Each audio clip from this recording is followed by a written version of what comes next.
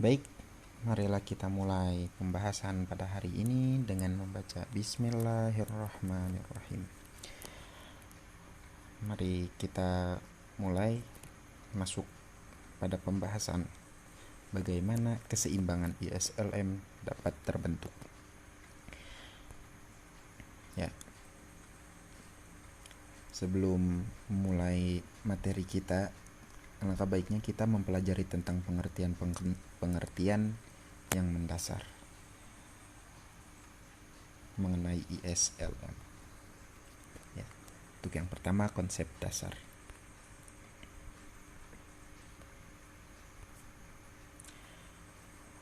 Model ISLM memadukan ide aliran pemikiran dengan karangan Keynes. Sering disebut sebagai sintesis klasik Keynesian atau sintetis neoklasik Keynesian.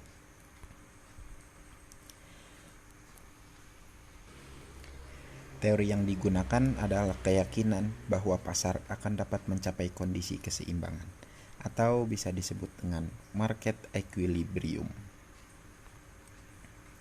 Secara grafis, hal ini akan terwujud apabila kurva IS berpotongan dengan kurva LM, atau IS sama dengan LM.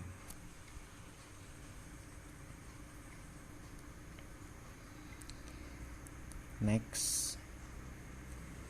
Lalu kita akan mempelajari apa itu IS dan LM. IS adalah investasi dan tabungan. Sedangkan kurva IS adalah sesuatu atau apa yang terjadi pada pasar barang dan jasa. Lalu LM adalah likuiditas dan uang. Sedangkan kurva LM adalah sesuatu atau apa yang terjadi pada penawaran dan permintaan uang.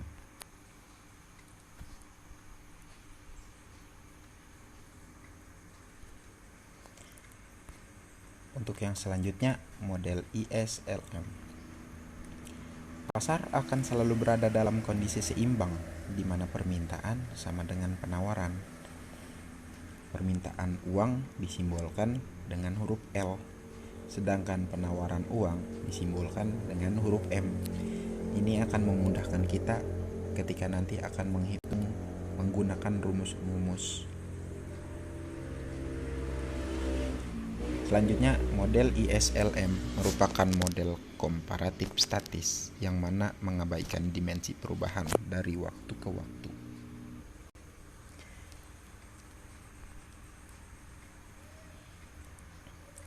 Selanjutnya, keseimbangan pasar barang dan jasa. Keseimbangan pasar barang dan jasa akan tercapai bila total produksi atau penawaran sama dengan total pengeluaran atau permintaan. Sebagaimana dirumuskan, Y sama dengan AE dan C plus S sama dengan C plus I. Atau keseimbangan pasar barang dan jasa tercapai bila S sama dengan I. Karena tabungan dipengaruhi tingkat pendapatan, investasi dipengaruhi oleh tingkat bunga, maka tingkat bunga dapat dikombinasikan dengan pendapatan. Dengan pendapatan apa? Dengan pendapatan equilibrium, yang memungkinkan pasar barang dan jasa berada dalam keseimbangan yang digambarkan dalam bentuk kurva IS.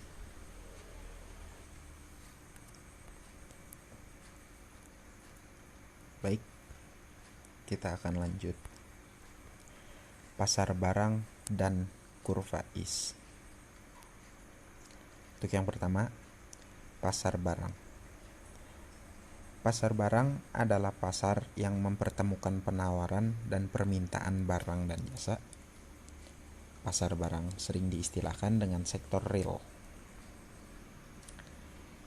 Selanjutnya, kurva IS adalah kurva yang menghubungkan antara tingkat suku bunga serta tingkat pendapatan nasional yang muncul di pasar barang dan jasa.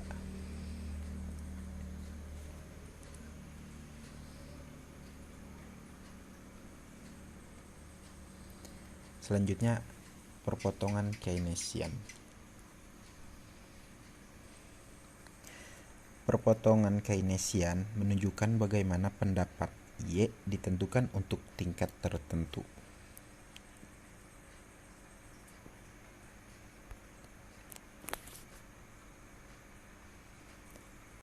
Model ini untuk menunjukkan bagaimana pendapatan berubah ketika salah satu variabel eksogen berubah. Selanjutnya, pengeluaran aktual atau actual expenditure adalah jumlah yang rumah tangga, perusahaan, dan pemerintah belanjakan untuk barang dan jasa.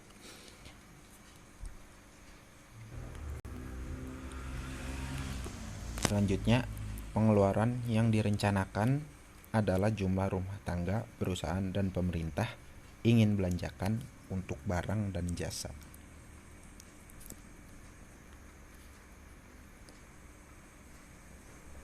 Perekonomian ada di equilibrium bila pengeluaran aktual sama dengan pengeluaran yang direncanakan, atau Y sama dengan E.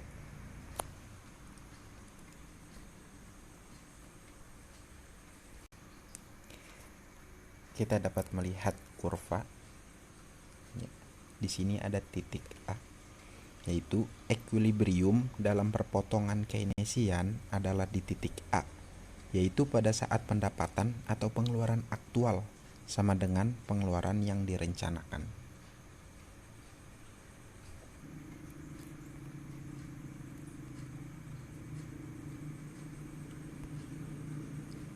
Teori preferensi likuiditas. Keynes The General Theory menjabarkan pandangannya tentang tingkat bunga yang ditentukan dalam jangka pendek likuiditas adalah teori preferensi likuiditas. Teori itu menyatakan tingkat bunga disesuaikan untuk menyeimbangkan penawaran dan permintaan untuk aset perekonomian yang paling liquid. Selanjutnya, perpotongan Keynes merupakan kerangka untuk kurva IS, sedangkan teori preferensi likuiditas adalah kerangka untuk kurva LM.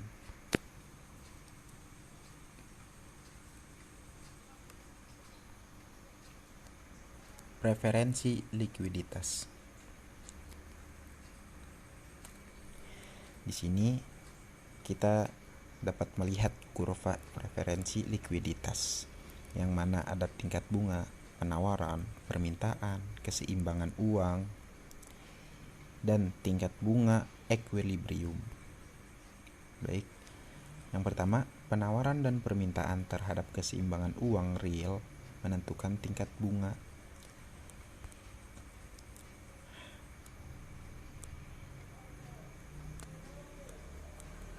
Kurva penawaran untuk keseimbangan uang real adalah vertikal karena penawaran tidak tergantung pada tingkat bunga.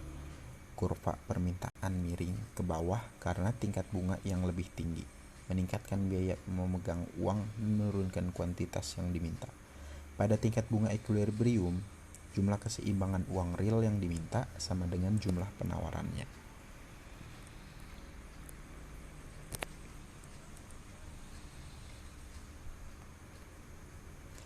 Selanjutnya, penurunan jumlah uang beredar.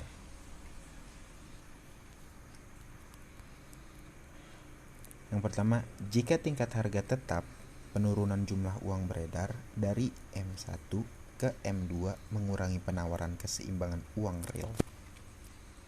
Karena itu, tingkat bunga equilibrium naik dari R1 ke R2. Sebagaimana tabel di samping, kita dapat melihat bahwa R1 naik ke R2 dan penurunan jumlah uang beredar dari M1 ke M2 mengurangi penawaran keseimbangan uang real.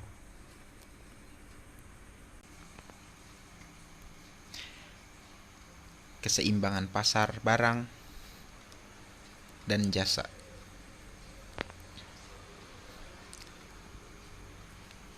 keseimbangan pasar barang dan jasa akan tercapai bila total produksi atau penawaran sama dengan total pengeluaran atau permintaan.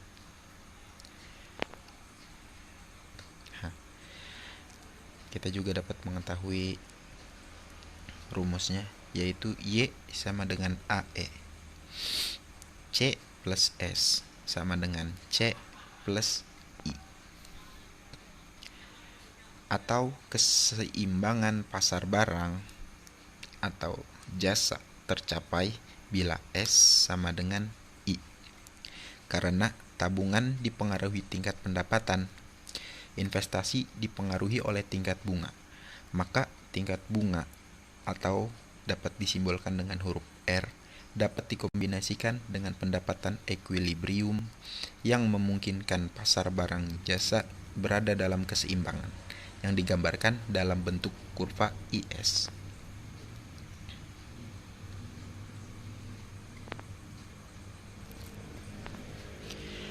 Pasar barang dan kurva IS. Untuk poin yang pertama, pasar barang.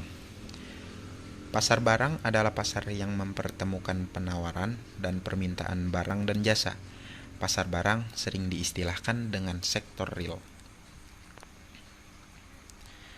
Kurva IS adalah kurva yang menghubungkan antara suku bunga dengan pendapatan nasional yang menunjukkan tingkat keseimbangan pada pasar barang.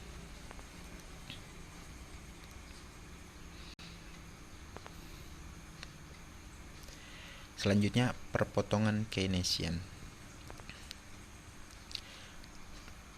Perpotongan Keynesian menunjukkan bagaimana pendapat Y ditentukan untuk tingkat tertentu.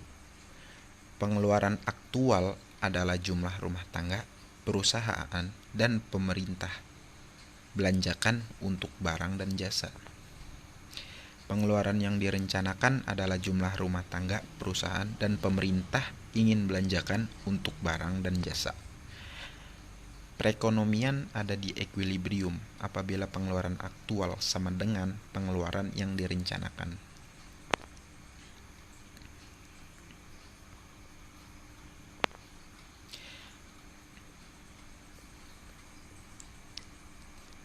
Selanjutnya, kita dapat melihat kurva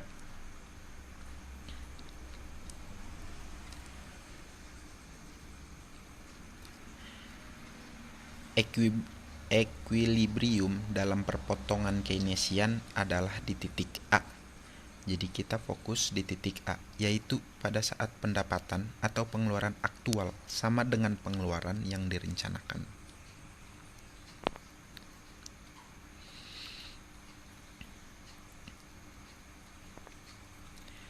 Selanjutnya, teori preferensi likuiditas. Yang pertama, Keynes The General Theory menjelaskan pendapatnya tentang tingkat bunga yang ditentukan dalam jangka pendek likuiditas, atau bisa disebut juga teori preferensi likuiditas. Teori itu menyatakan tingkat bunga disesuaikan untuk menyeimbangkan penawaran dan permintaan untuk aset perekonomian yang paling liquid. Potongan Keynes merupakan kerangka untuk kurva IS, sedangkan preferensi likuiditas adalah kerangka untuk kurva LM.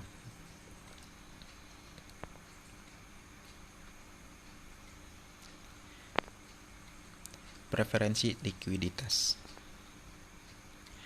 Kita dapat melihat kurva. Ya, ada tingkat bunga, penawaran, permintaan, keseimbangan uang, tingkat bunga, ekuilibrium. Baik, penawaran dan permintaan terhadap keseimbangan uang real menentukan tingkat bunga. Jumlah keseimbangan uang real yang diminta sama dengan jumlah penawarannya.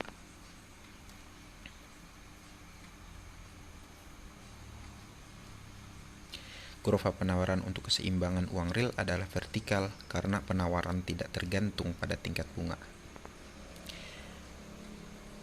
Penurunan jumlah uang beredar. Jika tingkat harga tetap penurunan jumlah uang beredar dari M1 ke M2 mengurangi penawaran keseimbangan uang real. Karena itu, tingkat bunga ekuilibrium naik ke R1 dari R1 ke R2. Nah, kita juga dapat melihat kurva.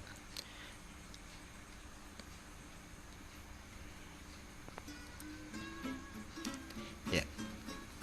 Terima kasih atas perhatiannya. Terima kasih telah menonton.